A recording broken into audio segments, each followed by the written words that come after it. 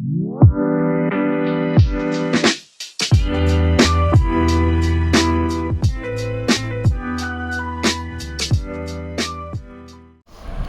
राम बच्चों, welcome back to your channel versatile educator and we are on day 23।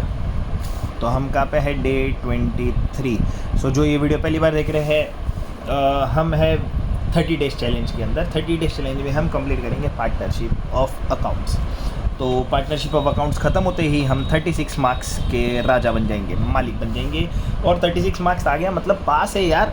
जो पास होने के लिए देख रहे हैं वो इतना देखो, जो पास से ज़्यादा देखना चाहते हैं वो आगे भी बढ़ना, ठीक है। मतलब 30 डेज चैलेंज ख़त्म करना तो 36 मार्क्स है। 30 डेज चैलेंज ख़त्म नहीं करोगे तो मार्क्स कम हो जाएंगे। तो हम हैं डे 23 पे और आज हम देखेंगे एक और डेथ का सम। सो लेट्स सी के क्वेश्चन में क्या दिया हुआ है, व्हाट क्वेश्चन होल्ड्स, है ना, what problem holds. Let's see. तो प्रॉब्लम क्या है हमारे पास? A, B, C were partners sharing profit and losses in the ratio of 5, 3 और 2। जैसे ही हमें ये पता चल जाता है कि 3 पार्टनर है और इनका प्रॉफिट शेयरिंग रेशियो है 5, 3 और 2, सीधा का सीधा उठा के आपके वर्किंग नोट में ऊपर आप लिख दो ओल्ड रेशियो। कितना कितना old ratio? A, B and C 3 partner थे, their old ratio is 5, 3 and 2। 5, 3 and 2 total होता है 10, जो कि मेरा हो जाएगा 5/10, 3/10 और 2/10। देन ओल्ड रेशियो मिल गया। न्यू रेशियो मैं फाइंड कर सकता हूँ। क्वेश्चन में मेरे को न्यू रेशियो कहीं दिया हुआ है, मेरे को न्यू रेशियो कहीं भी नहीं दिया हुआ है। तो सीधा सीधा देख लेते कौन मर रहा है। सी मर रहा है। कौन मर रहा है? सी। तो सी का रेशियो गायब करके ही बचा हुआ ए और बी रिमेनिंग पार्टनर्स का जो भी मेरा रेशियो होता है 5 और 3, जो कि मेरा बन गया 5/8 and 3/8 which becomes my new ratio. एक बार ओल्ड रेशियो और न्यू रेशियो आते ही सीधा सीधा आप फाइंड कर लो गेनिंग रेशियो। गेनिंग रेशियो का फॉर्मूला क्या है? New ratio minus old ratio. किसको गेन होगा? जो रिमेनिंग पार्टनर है उन्हें गेन होगा। कौन है रिमेनिंग पार्टनर? ए और बी, जिनका न्यू रेशियो कितना है? 5/8 माइनस 5/10 और 3/8 minus 3/10, 50 minus 40/80 and this is 30 minus 24/80। ये कितना रेशियो देता है मेरे को? 10/80 and 6/80 which becomes my 2 5 2 3 same यही रेशियो देगा। 5/40, 3/40 मैंने 2 से कट कर दिया ताकि मेरा रेशियो छोटा हो जाए, और एक बार छोटा हो गया तो मेरे लिए ईजी हो जाएगा। तो मेरा गेनिंग रेशियो क्या मिला? 5/3, ठीक है। तो चलो यहाँ पे आपको कैच देता हूँ। जब भी आप सेक्रीफाइस रेशियो निकालते हैं in case of admission, sacrifice ratio is equal to old ratio but not in every case. Retirement और डेथ में whatever will your new ratio, वही आपका ऑलमोस्ट केस में गेनिंग रेशियो होगा। बट मैं hope so कि आप इसको कैलकुलेट करेंगे, क्योंकि बहुत बार चेंज हो जाता है। कभी अगर कुछ दे दिया हमें तो वो चेंज हो जाएगा, तो नहीं दिया है तब तक ठीक है। क्वेश्चन में अगर दिया हुआ है तो रेशियो चेंज होते हैं। सी डाइड ऑन 1 अगस्त 2023। अब जो भी होगा बैलेंस शीट हमारे पास 31 मार्च का ही होगा, तो अगस्त में मर गया। 1 अगस्त मतलब अगस्त नहीं अब तक स्टार्ट हुआ है, 1 अगस्त को ही बेचारों का देहांत हो गया। तो क्या आएगा? अप्रैल, मई, जून, जुलाई, अगस्त, सितंबर एंड अक्टूबर। नहीं, इतना तो जाना ही नहीं है, अगस्त में तो मर रहा है। तो क्या? अप्रैल, मई, जून, जुलाई, 4 मंथ्स। तो 4 मंथ्स तक था न्यू ईयर में, न्यू फाइनेंशियल ईयर में। सी हमारे साथ 4 महीने तक था, 4 मंथ्स था। She had withdrawn 5000 during the period from 1 April to the date of death. 1 April से डेट ऑफ डेथ तक उन्होंने कितना विड्रॉ कर लिया था? 5000 which becomes drawings and it was agreed between his executor and the remaining partner that. क्या क्या agree किया हमने? हमें प्रॉफिट देना पड़ेगा, हमें गुडविल देना पड़ेगा, ये हमने देख लिया। तो देखो, goodwill will be valued at 2.5 years purchase of average of 4 completed years profit.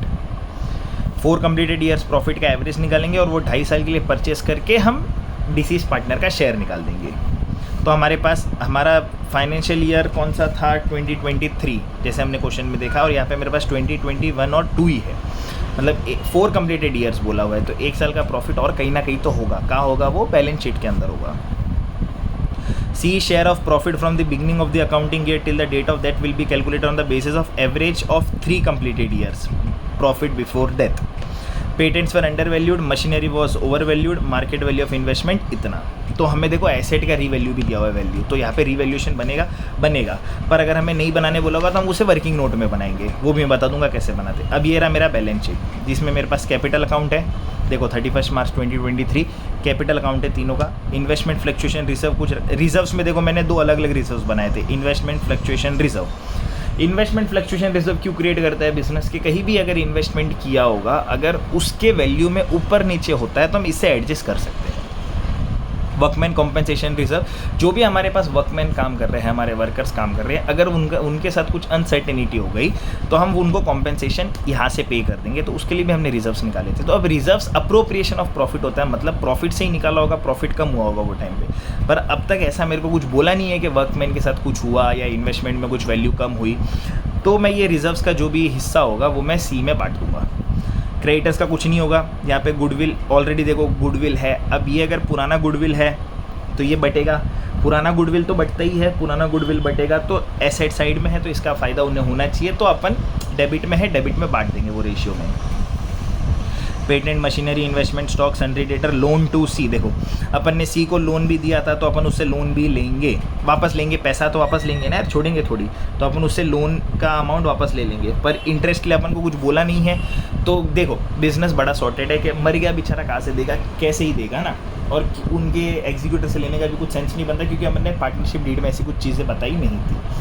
तो नहीं बताते तो हमारा ऑटोमेटिकली लग जाता है प्रोविजन ऑफ पार्टनरशिप एक्ट 1932, और एक बार वो लग गया मतलब हम उस पर इंटरेस्ट चार्ज नहीं कर सकते। एडवर्टीजमेंट एक्सपेंडिचर हमने लास्ट समय भी देखा था, वो भी बांटना पड़ेगा। प्रॉफिट एंड लॉस, देखो इस साल हमें हुआ था लॉस, मतलब 3 साल प्रॉफिट 1 साल लॉस, तो वैसे कैलकुलेट हो जाएंगे। और सी का कैपिटल अकाउंट और एग्जीक्यूटर अकाउंट बनाना है, तो देखो मैंने सी का कैपिटल और एग्जीक्यूटर अकाउंट बना के रखा हुआ है, वर्किंग नोट भी बना दिया। अब हमें एसेट का वैल्यू दिया हुआ था तो हम टी कॉलम बना देते हैं, जाके हमारा बनेगा वो रीवैल्यूएशन अकाउंट। अब वो बनाना वर्किंग नोट में है तो मैं उसमें क्यों टाइम वेस्ट करूँ, मैं सीधा वर्किंग नोट टी कॉलम बना देता हूँ और बना दूंगा वर्किंग नोट ना यार। तो अब सबसे पहले मैं कैपिटल अमाउंट उठा के डाल देता हूँ, जो कि क्वेश्चन में है बाय बैलेंस ब्रॉड डाउन, ठीक है। कितना कैपिटल था हमारा, कैपिटल यहाँ पे मेरे को दिया हुआ है, they have given me the capital amount as, कितना दिया हुआ है 37,000। सी मरा, सी का कैपिटल अमाउंट होएगा 37,000, तो देखो डाल दिया 37,000। फिर ये पहले ट्रायल बैलेंस उठा देते हैं, trial balance, investment fluctuation reserve भी बटेगा, वर्कमैन कंपनसेशन रिजर्व भी बटेगा, क्योंकि इस पर कुछ आया ही नहीं।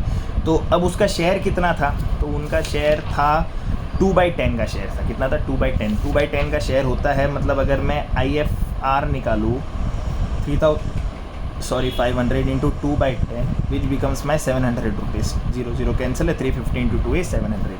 सेम वर्कमैन कंपनसेशन रिजर्व का भी अगर सेम अमाउंट है 3,500 इंटू 2/10, सी का शेयर निकालेंगे तो वो भी 700 रुपीज़ ही देगा, तो ये 700 भी हमने बांट दिया। चलो ठीक है, बड़ा इजी है। गुडविल देखो डेबिट में था तो ये वाला गुडविल डेबिट में उठा के डेबिट में बांट देंगे, क्योंकि उस तारीख तक तो था ही। 5,000 गुडविल एग्जिस्टेड है, ये वाला कौन सा है, goodwill existed into books 5,000 rupees. ये 5,000 इंटू 2/10 अगर मैं करूँ तो ये कितना आता है 1,000 रुपीज़ का गुडविल, तो ये 1,000 रुपीज़ का गुडविल भी बट गया। देखो मैं हर जगह चाहिए तो मैं यहाँ पे वर्किंग नोट 1, 2, 3 का रेफरेंस दे देता हूँ, working note 1, working note 2 and working note 3, ताकि मेरे को रेफरेंस भी पता चले कि मैंने ये जगह पे कैलकुलेशन किया है। मान लो पेपर चेक करने वाला अगर देख भी ले तो वो बोलेगा अरे यार ये तो बड़ा स्कॉलर बच्चा है और मार्क्स दे दे। तो हमने ये बांट दिया। अब यहाँ से और कुछ बचना बाकी है, देखो लोन टू सी, हमने लोन दिया था सी को, तो हम वो भी पैसा वापस लेंगे, तो देखो वो भी पैसा वापस ले लेते उसके अकाउंट में। लोन टू सी, कितना लोन दिया था हमने 41,000 रुपीज़ का, देखो वो भी वापस ले लिया। फिर प्रॉफिट एंड लॉस हुआ था, उसके ऊपर देखो एडवर्टीजमेंट एक्सपेंडिचर था, तो एडवर्टीजमेंट एक्सपेंडिचर भी अगर क्रेडिट डेबिट में है तो बांटना तो पड़ेगा ही, कितना 1,000 का भी अगर मैं करूँ एडवर्टीजमेंट एक्सपेंडिचर, क्योंकि फिक्टिशियस एसेट्स है, बांटना तो पड़ेगा, ऑब्वियस सी बात है। Which comes as my 200 rupees, ये देखो 200 रुपीज़, वर्किंग नोट 4। अब देखो उस साल जो लॉस हुआ वो तो लॉस बटेगा ही, क्योंकि हमने ये लॉस का कैलकुलेशन लिया ही नहीं था। तो चलो लॉस भी बांट देते हैं। प्रॉफिट एंड लॉस अकाउंट कितना था, 75,000 का था प्रॉफिट एंड लॉस। उस साल लॉस हुआ था, 2/10 करते हैं, 2/10 करेंगे तो कितना आएगा, 15,000 रुपीज़। तो ये लॉस भी तो बटना ही चाहिए, तो ये लॉस भी बटेगा, 15,000 रुपीज़ का लॉस ये भी बट गया। तो देखो हमने ये सारी चीज़ें तो बांट दी। अब यहाँ पे हमें कुछ बोला है पहले तक, यहाँ पे हमें देखो पहले ही लाइन में हमें बोला था कि उसने कुछ विड्रॉ भी किया है 5,000 ड्यूरिंग द पीरियड, है ना, during the period from 1 April to the date of death, तो 5,000 की एंट्री भी डाल देते हैं टू ड्रॉइंग्स। ठीक है, अब इतनी चीज़ें तो हमने इजीली कैलकुलेट कर दी, डायरेक्टली उसके शेयर में बांट दिया। अब आएगी चीज़ें जो हमें देखनी है। सबसे पहले तो गुडविल 2.5 ईयर के लिए परचेस होगा, पर वो होगा 4 कंप्लीटेड ईयर्स का। तो चलो गुडविल का कैलकुलेशन करते हैं।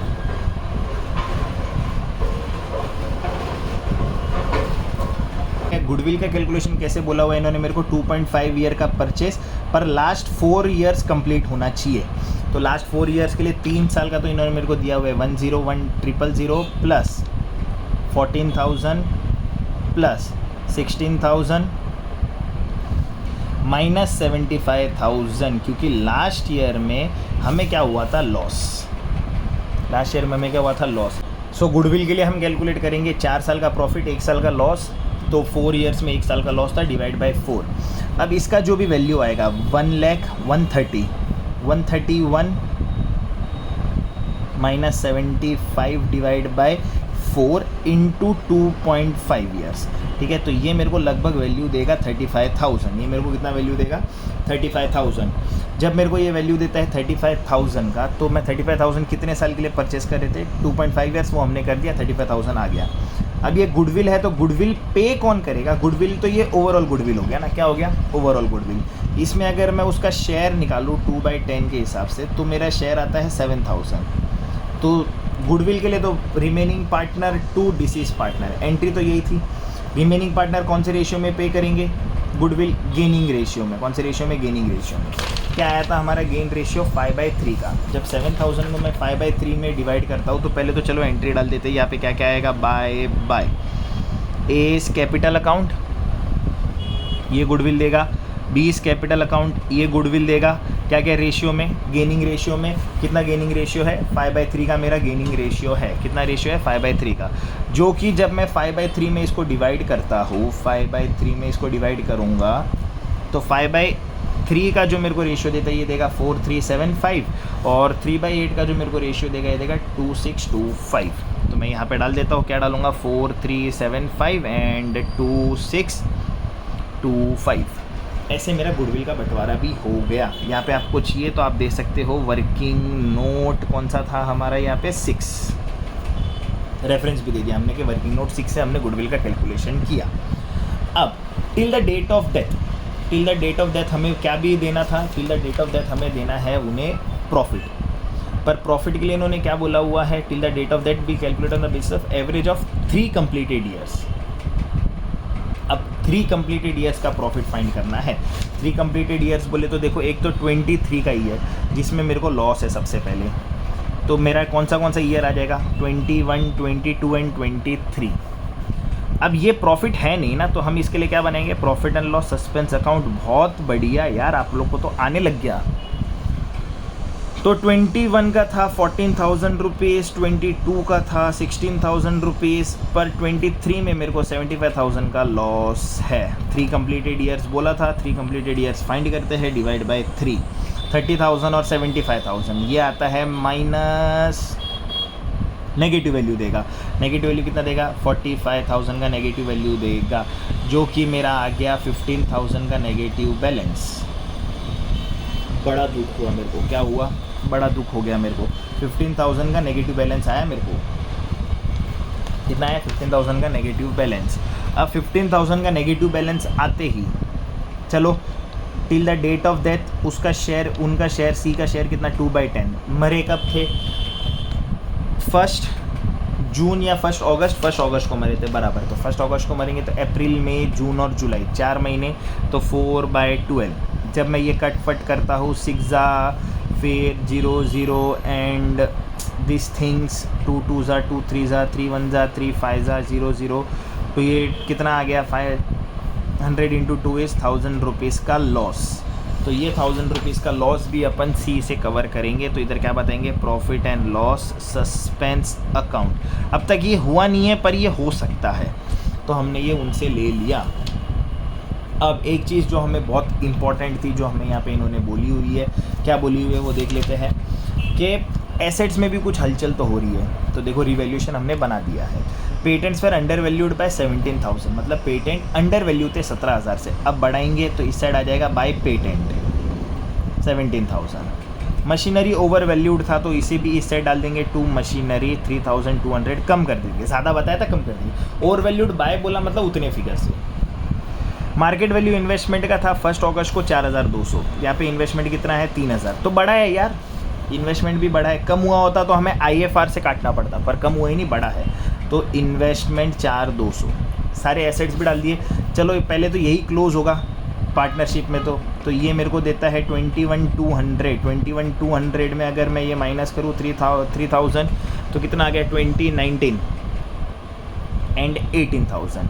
तो 18,000 के आसपास का मेरा क्या है प्रॉफिट है। 19 20 21 200 18,000 का प्रॉफिट हुआ, जो कि बटेगा ओल्ड रेशियो में। ओल्ड रेशियो मेरा क्या था 5 3 और 2। तो 18,000 का हाफ तो 9,000 तो इसमें आ जाएगा, और उसका 3 और 2 जब अपन बांटेंगे तो 3 और 2 में बांटते ही वो मेरे को प्रॉफिट कितना देगा। अब ये आ गया मेरा, हाँ तो देखो कितना बड़ा वो बताना है ना मेरे को। तो देखो अब यहाँ पे मेरा इन्वेस्टमेंट हुआ 4,200, पहले कितना था मेरा इन्वेस्टमेंट 3,000, तो ऑब्वियस सी बात है 1,200 ही बढ़ा ना यार। तो क्या यार आप लोग भी इधर 18,200 ही आएगा और इधर 15,000 आएगा, विच बिकम्स माई 7,500। तो एक को तो मेरे को 7,500 देना है, बाकी दोनों को अगर मैं मिला के बात करूँ तो दूसरे को आएगा 4,500 एंड तीसरे को आता है 3,000। तो सी का प्रॉफिट कितना होता है बाय रिवैल्यूएशन अगर मैं करूँ, जो कि प्रॉफिट हुआ है 3,000 रुपीज़ का। कितना प्रॉफिट हुआ है 3,000 रुपीज़ का। तो चलो मैंने ये भी बांट दिया 3,000 रुपीज़। अब सारी चीज़ें ऑलमोस्ट आ चुकी है, मेरे पास कुछ भी बचा नहीं है। तो लेट्स सी कि किस साइड ज़्यादा और किस साइड कम है। हमने सारी चीज़ें डाल दी है। जैसे हमने सारी चीज़ें डाल दी, हम देखते हैं किस साइड ज़्यादा है। तो हमें पता चला कि डेबिट साइड ज़्यादा है, मतलब इस वाले सम में तो हुआ है लॉस हुआ है, मतलब उसके एग्जीक्यूटर को अपन पैसा देंगे नहीं, उससे एग्जीक्यूटर से अपन पैसा लेंगे। ठीक है, तो कितना हम उससे एग्जीक्यूटर से पैसा लेंगे, एग्जीक्यूटर्स अकाउंट बैलेंसिंग फिगर। जब मैंने डेबिट साइड दोनों लिख दिया और क्रेडिट माइनस किया तो हमें पता चला कि हमें उनसे पैसा लेना है 14,800। अब लेना है तो उसके अकाउंट में ट्रांसफ़र कर देते हैं एग्जीक्यूटर से by two capital seize capital account 14,800। अब मेरे को देखो यहाँ पे और कुछ बोला हुआ है, मेरे को यहाँ पे कुछ भी बोला हुआ नहीं है, बस एग्री हुआ था। तो अपन देखो अभी लेना है तो अभी वो बाद में देगा तो इंटरेस्ट चार्ज करेंगे, उससे अच्छा मैं डायरेक्टली आज ही बैंक में पैसे बता दूंगा, ले लूँगा। तो मेरे को उनसे कितने लेने थे 14,800। सेटलमेंट कर लेंगे पूरा का पूरा। जब लेने की बात आती है तो बिज़नेस छोड़ता नहीं है, तो बिज़नेस ने वो पैसा बैंक अकाउंट में ट्रांसफ़र करवा के ले लिया 14,800। ये वाले कौन से सम्स होते हैं, ये वो डेफिशिएंसी के सम होते हैं कि जब मान लो डेफिसिट हो गया, मतलब बिज़नेस को पैसा लेना है तो बिज़नेस ने पैसा ले लिया। ठीक है, पूरी चीज़ें हमें नॉर्मल लिखी जैसे सम में होनी चाहिए थी वैसे ही हमने की। पहले हमने ट्रायल बैलेंस उठा के चीज़ें डाल दी, फिर हमने एडजस्टमेंट करना चालू किया। तो एडजस्टमेंट भी कर लिया हमने, सब कुछ बांट दिया, रिवैल्यूएशन अकाउंट भी बना दिया, उसमें प्रॉफिट लॉस हुआ वो भी कर लिया हमने। तो ये था हमारा डेथ पार्टनरशिप के कंसेप्ट में डेथ। तो डेथ इतना ही ईजी है। डेथ अगर आपको आता है तो इसके भी आपके मार्क्स आपके हाथ में कहीं नहीं जाएंगे। ठीक है, तो आपको पता है क्या करना है, लाइक शेयर सब्सक्राइब और अपने फ्रेंड्स के साथ घुल मिल के पढ़िए, एक दूसरे को समझाइए तो और अच्छे से समझोगे आप ये चीज़ें। ठीक है, आपने पढ़ा, आप अपने फ्रेंड्स को बताओ, वो अपने फ्रेंड्स को बताएंगे तो उनका कंसेप्ट भी और क्लियर होते जाएगा। The best way to learn something है ना, इज़ टू टीच समवन। तो ये था आपका डेथ। अगले पार्ट में हम शुरू करेंगे जो पार्टनरशिप का लास्ट है, डिसॉल्यूशन। तब तक के लिए मिलते हैं नेक्स्ट वीडियो में। Bye bye.